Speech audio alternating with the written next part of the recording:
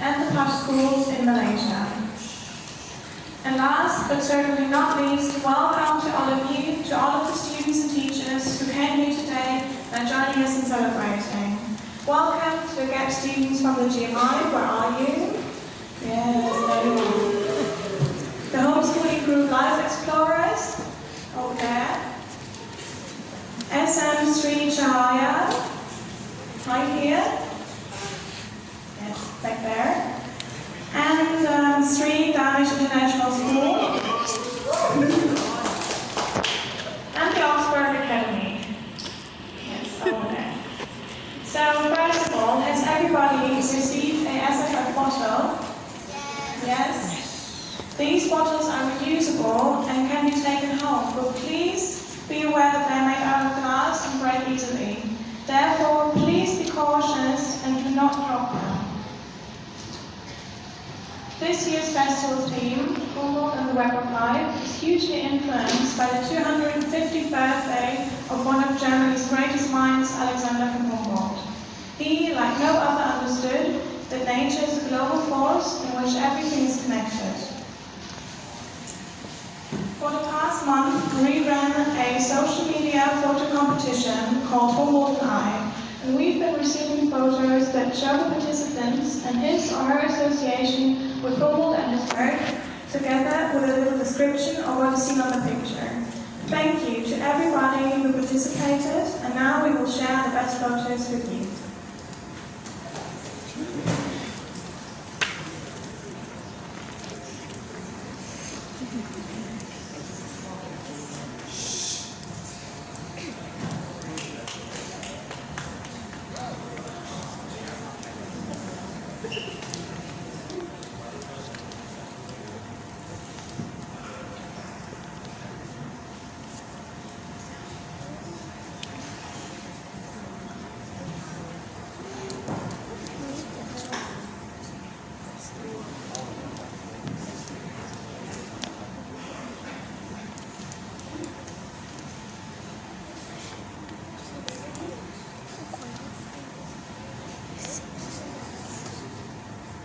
Now we will award the three winners. On place 3, we have Yi Mei Li with this picture, and she wrote, "Clouds are more than a puff of pigments. They also signify meteorological studies. Humboldt has inspired me to incorporate science into art. By studying perpetual and historical truth of nature, one can truly feel and appreciate what Mother Earth has to offer. It is our duty to practice sustainability through conservation and preservation, to ensure that future generations are able to enjoy the beauty of nature by experiencing it the same way we do." On second place, we have a participant called Li Wei, and he wrote, "Sometimes it takes being awed and humbled by nature to remember how much we are indebted to it, how insignificant we are, and how little we know about it. We are but one of the elements in this interconnected living web.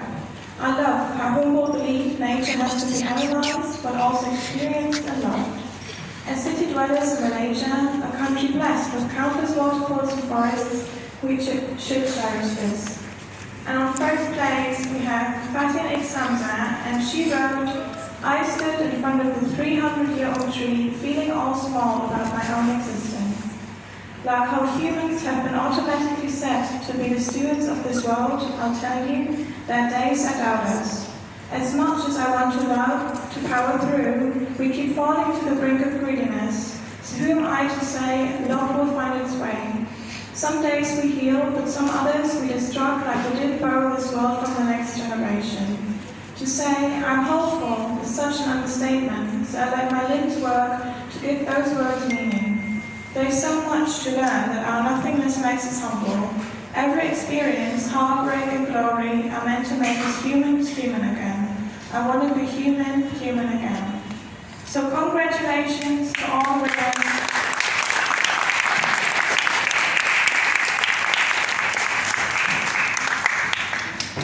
And thank you again for participating. Now I would like to invite Mr. Rolf Steele, the Director of the Goethe Institute, to the stage to welcome you to the SFF 2019.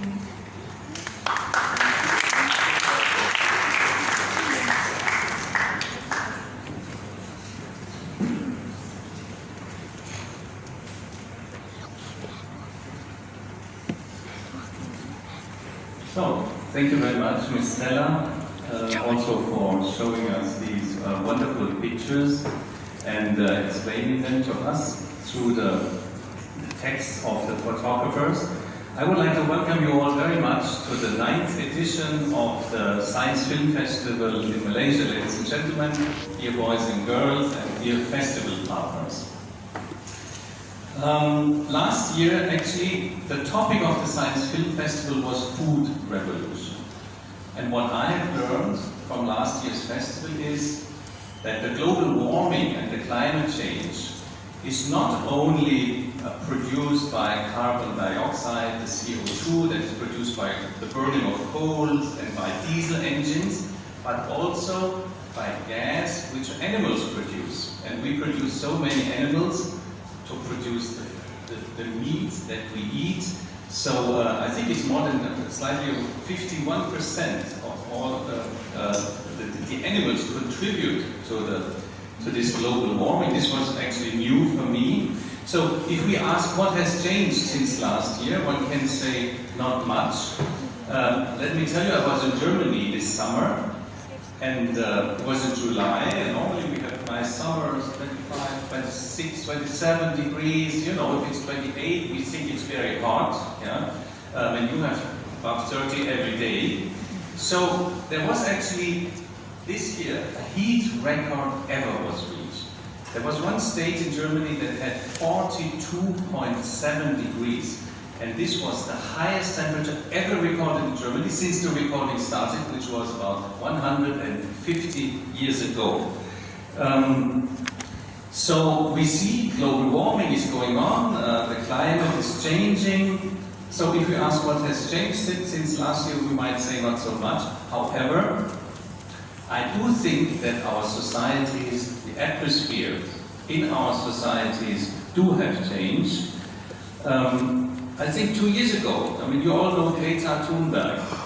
Last year or 2 years ago, nobody would have thought that this girl, this 16-year-old girl, would be listened to, would have a voice that would be heard outside her capital of Stockholm, of Sweden. But now she's been invited to different states, she's speaking in parliaments, she talks to statesmen, and she even received the Alternative Peace Prize about 2 weeks ago when she was in New York and talked at the UNO Assembly.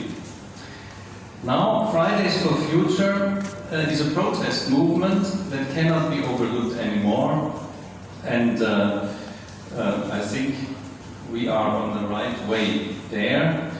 The Science Film Festival wants to deal with scientific and environmental and technological issues in an entertaining way, but also in an educative way. So, of course, this film wants to explain things to us so that we learn, that we might even change our behavior, and we can do this in many little ways. For example, eat less meat, or use less plastic, or recycle paper, etc., etc. I'm sure you have many more ideas yourself.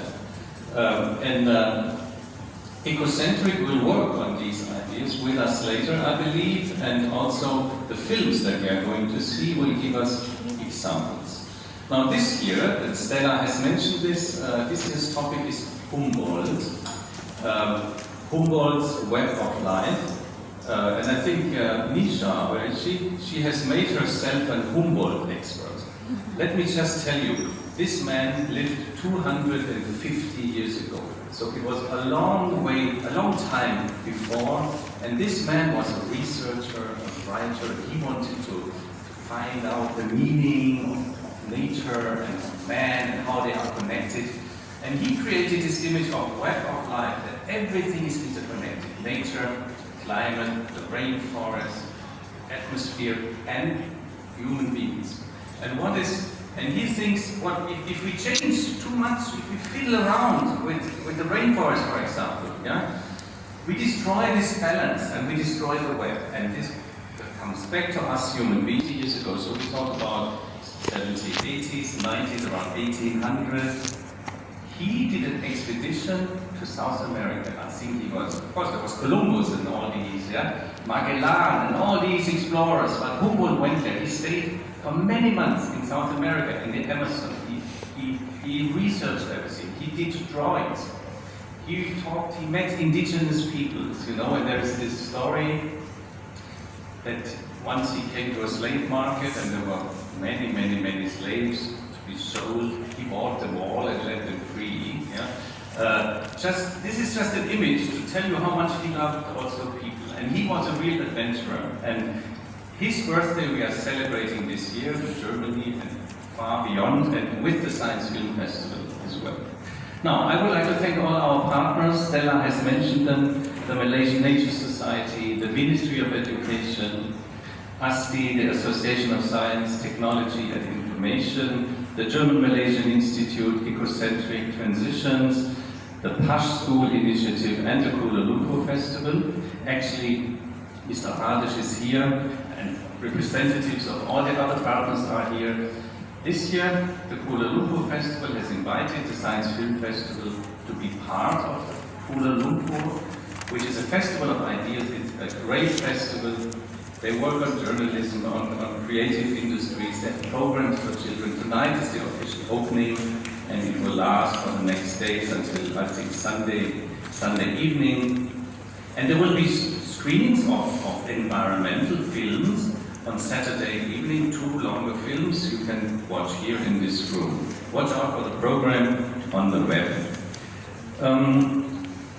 All the partners I mentioned are experts in science, in technology, and in education at the same time, which is a great combination, experts of education and ideas, and this is what makes us actually so strong, and this is why we are very grateful for having this cooperation.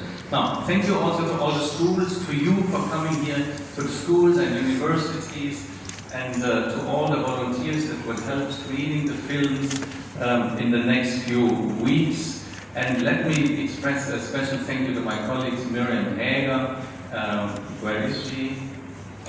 Where is she? Oh God, at the very, very top. And of course Stella, my two colleagues worked very hard to make this possible for us today, this wonderful event. Now, enjoy the films and the activities. I hope I didn't talk too long. Sorry for this. Thank you very much.